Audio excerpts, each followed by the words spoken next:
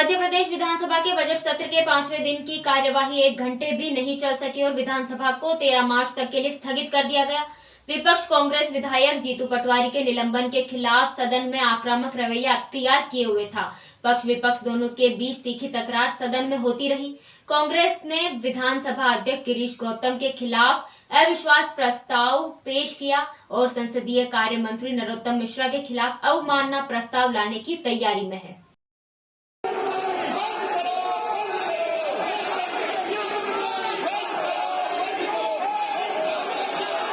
इस मामले पर विधानसभा अध्यक्ष गिरीश गौतम ने विपक्ष द्वारा लगाए गए अविश्वास प्रस्ताव पर कहा कि नियम प्रक्रिया के तहत कार्यवाही होगी। साथ ही विपक्ष के हंगामे पर अध्यक्ष गिरीश गौतम ने कहा कि सदन कोई पब्लिक मंच नहीं है, सदन नियम परंपरा और कानून के तहत चलता है। यदि पूरा रिकॉर्डिंग आप देख लें फिर आप खुद स्वतः विचार करें। बार बार कहने के बाद ये कोई पब्लिक मंच नहीं है विधानसभा ना। विधानसभा मर्यादा, परंपरा, प्रक्रिया, नियम, कानून के भीतर चलती है। ऐसा थोड़ी है कि आपको एक्सटेम्पो और कुछ भी बोलने का अलाउ कर दिया जाएगा तो फिर सामने वाले मंच में जो अपन क्षेत्रों में भाषण करते उसमें विधानसभा में फर्क क्या रह जाएगा। फिर हमको ये नियम बनाने की जरूरत क्या है, फिर हमको संसदीय परंपरा का ज्ञान प्राप्त करने की आवश्यकता क्या है, फिर हमको वो हमारे जो सकदर कौल की किताब पढ़ने की जरूरत हमको क्या है। फिर तो कुछ जरूरत नहीं है ना अपने को। फिर तो जो आवे चला आवे, जितनी तबीयत उतना बोल के जाए। 2 घंटा, 3 घंटा, 4 घंटा, 5 घंटा, इतना तो केवल ज्यादा बोलने का अधिकार केवल उन्हीं को है जो सदन का नेता बोले, नेता प्रतिपक्ष बोले। उनको भी अपन कहते हैं कि भाई और समय कितना लेंगे। ये नहीं कहते कि आप बैठ जाइए, पर ये तुमसे पूछते हैं कि साहब और कितना समय लेंगे।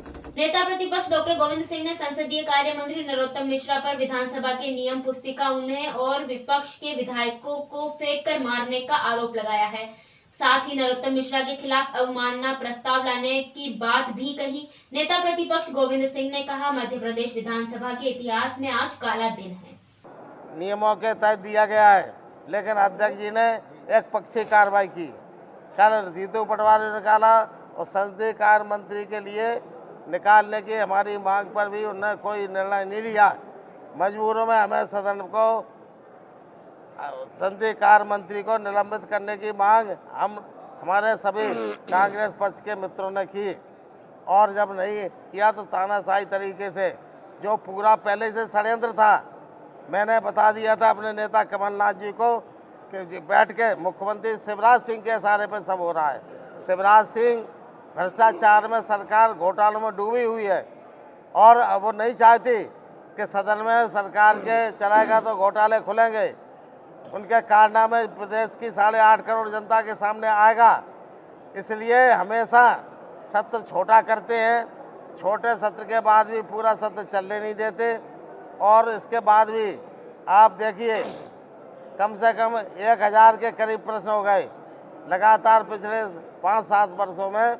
जहां भारतीय जनता पार्टी के विरुद्ध, जहां मंत्री के विरुद्ध अगर कोई भ्रष्टाचार का प्रश्न आता है तो पहले ही तो विधानसभा से गायब कर दिया जाता है, सत्र में आता ही नहीं है चर्चा में, और जब आ भी जाता है तो लिख दिया जाता है कार्रवाई बाद में दी जाएगी। कांग्रेस नेता सज्जन सिंह वर्मा ने कहा, अध्यक्ष एक तरफा कार्यवाही कर रहे हैं। जीतू पटवारी को निलंबित कर दिया जाता है, लेकिन संसदीय कार्य मंत्री के खिलाफ कार्यवाही नहीं होती है। अविश्वास प्रस्ताव पेश हो गया तो अध्यक्ष को आसंदी पर बैठने का अधिकार नहीं था। जीतू पटवारी ने भी कल हुई कार्यवाही पर तीखी प्रतिक्रिया दी। मैं आपसे अनुरोध करता हूं कि मध्य प्रदेश के इतिहास में मार्च 2020 मार्च को जो लोकतंत्र की हत्या शिवराज ने की, खरीद फरोख्त करके कांग्रेस के लोगों को सरकार गिराई, आज कल हमारे स्पीकर गिरीश गौतम जी ने जो कृत्य किया है शिवराज की सरकार के दबाव में, आज हमने उनके खिलाफ एक अविश्वास प्रस्ताव पेश किया। 1 घंटे बाद हमको संसदीय कार्य मंत्री नरोत्तम मिश्रा के खिलाफ भी अविश्वास प्रस्ताव पेश करना पड़ा।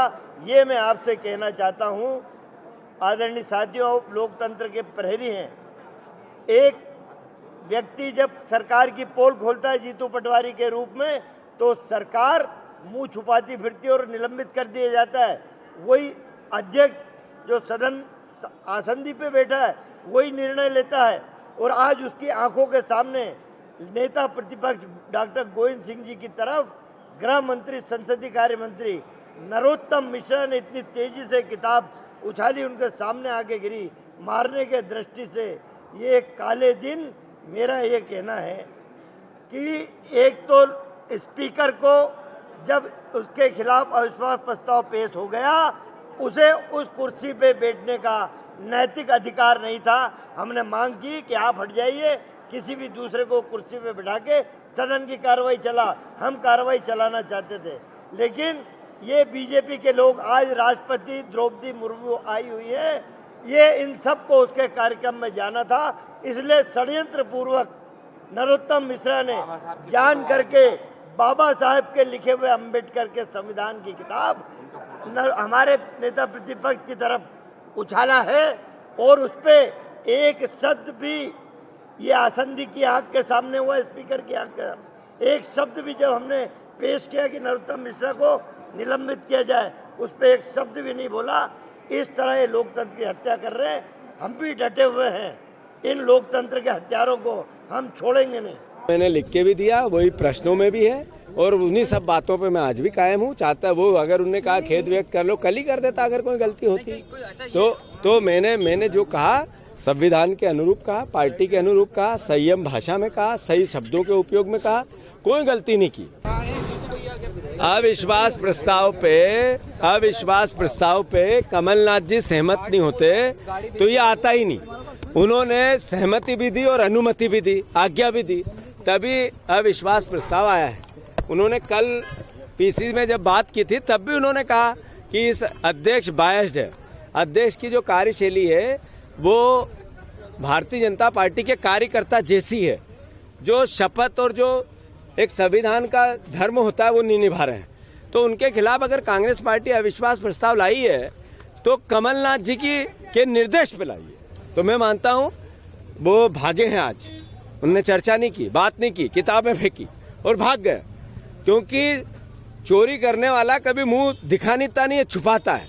तो वो भागे हैं, 13 तारीख को हिसाब देना पड़ेगा। वहीं प्रदेश के गृह मंत्री नरोत्तम मिश्रा ने कहा, जीतू पटवारी पर जो कार्यवाही हुई थी वह मतदान से हुई थी।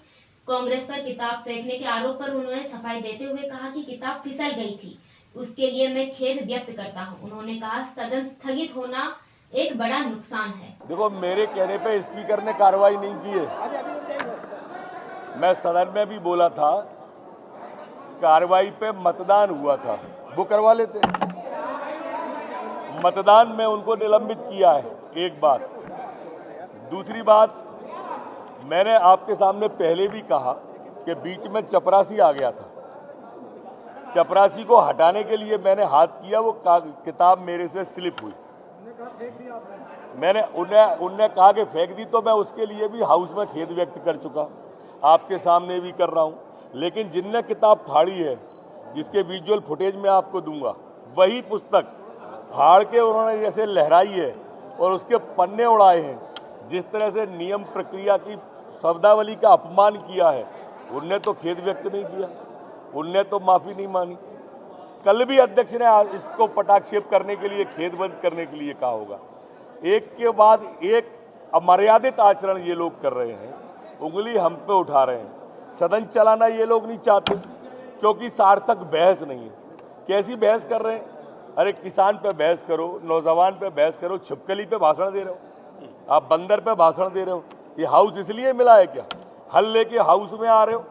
ये बाहुबल के लिए है कि बुद्धिबल के लिए? विधानसभा बुद्धिबल का प्रयोग करो, कुछ दिखाओ मेरे। ब्यूरो रिपोर्ट, ग्रामीण भारत टीवी। खबरों में बने रहने के लिए ग्रामीण भारत टीवी को सब्सक्राइब कीजिए और बेल आइकॉन दबाना ना भूलें।